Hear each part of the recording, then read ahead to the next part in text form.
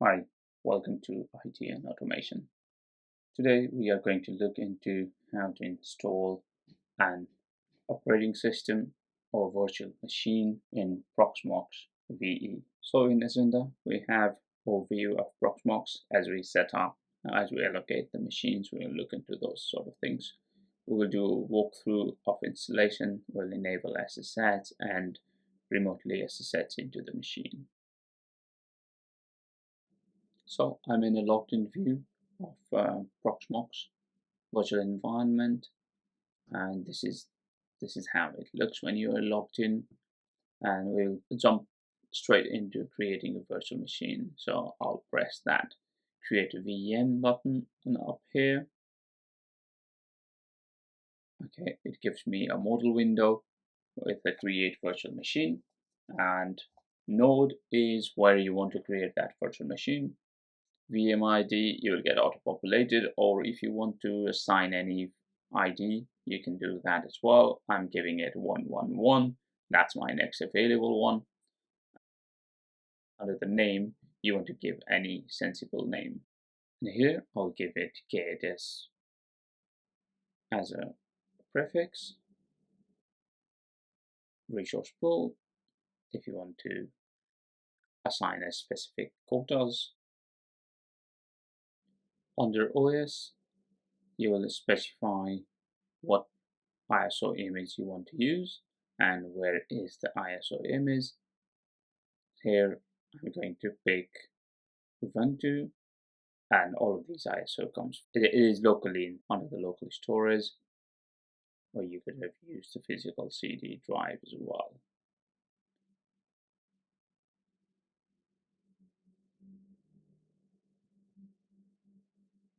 Now going into the systems,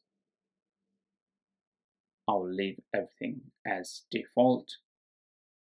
Disks, I'll assign a couple of disks here.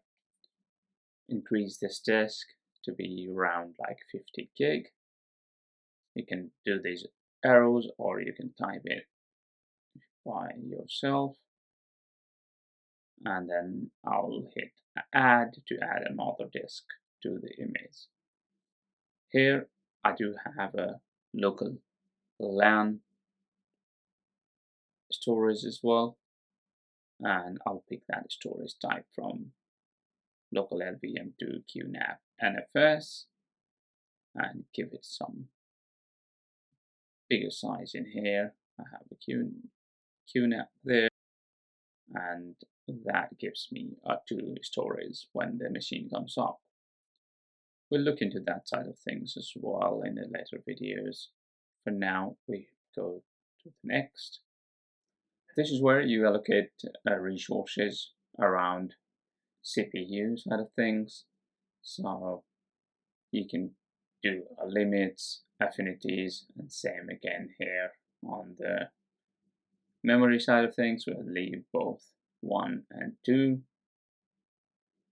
And then we move into network. We leave network as it is. VMBRO is the default phrase. We use VirtIO para-virtualize as a model, and see the overview of what we are going to do. Right? This talks about what have you selected so far. Our last time to look and see what if you have any typos around or mistakes. So I press finish here. Now the installation kicks in. There is one VM visible there, and yeah, something started. That's why CPU is spiked up. Now let's look into the console. Here it is giving you a 4 option. You want to try or install Ubuntu option, and press enter there. Now this is the installation process.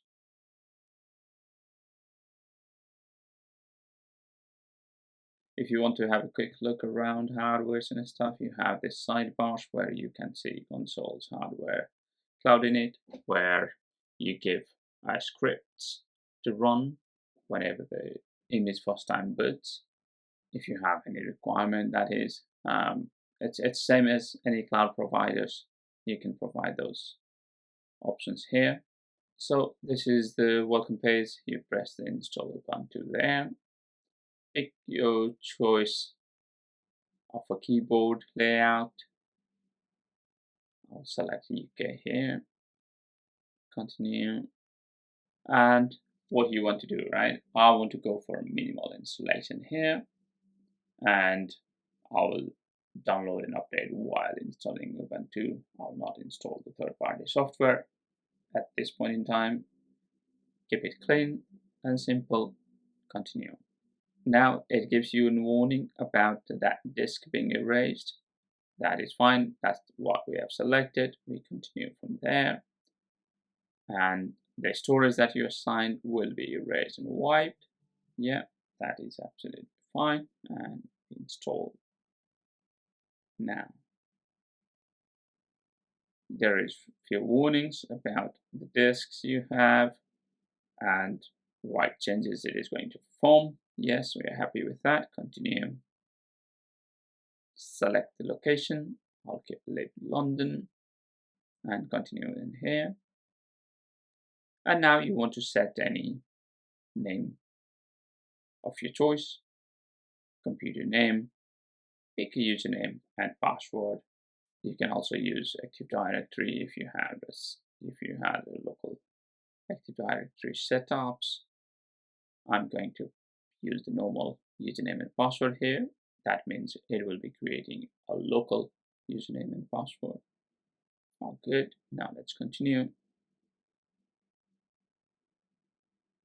Now installation happens, and this is going to take some time. Right? Let me fast forward this and back again. So it is requesting to restart now.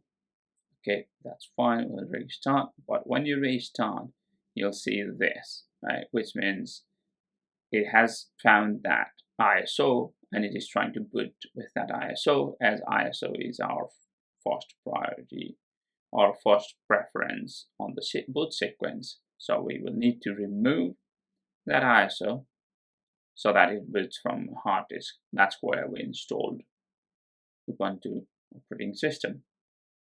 So we go there and say, let's take this away.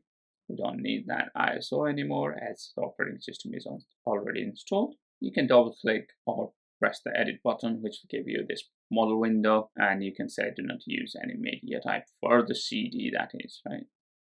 Okay, that's there. And then now if you press restart button here, it says remove the installation media. That's what we did, and press enter. It is going to load us Ubuntu. That's loading. Fast forward in time, it will give us Ubuntu. Yeah, and the user we created, IT and automation, that's the user.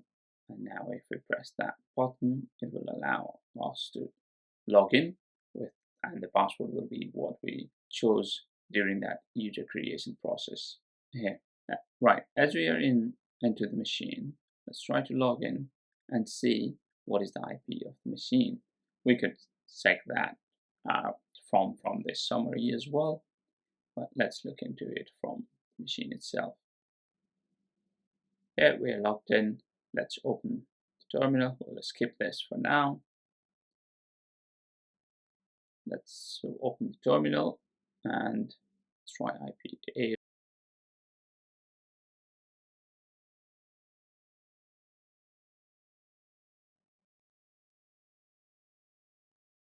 That there is the IP for this machine as an inet 192.168.92.28. ifconfig. If we try ifconfig, it may not be installed. Yeah, you got to have that net tools, which is not the default package. We'll install that. Let's check ifconfig if it is available.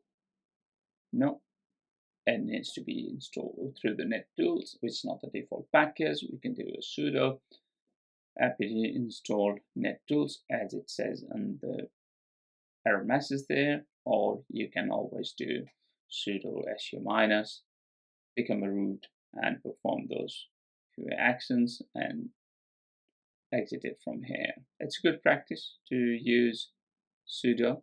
I'm doing this for the ease. There is typo in there. So we have got net tools. We could do ifconfig if you like.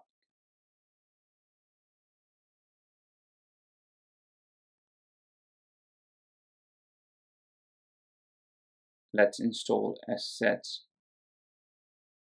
package, which allows you to, let's check if SSH is enabled.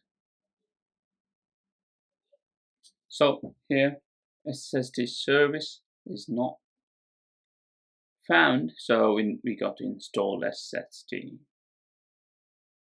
OpenSSH. That is, you need to install OpenSSH. For more details in SSH and how to use SSH, please check out this video. Okay, here service SSH is started. Let's see the status of it. Okay, that says active and running. So we should be good. And port listening on a 22 here, if you see that last line and second last line. Now I'm going into my Mac terminal to try to SSH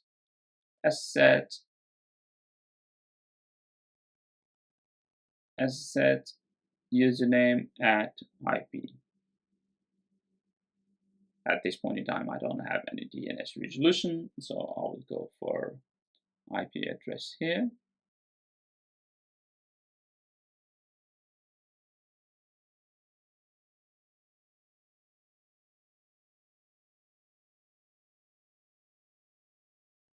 And when it is first time, it will ask for fingerprint acceptance.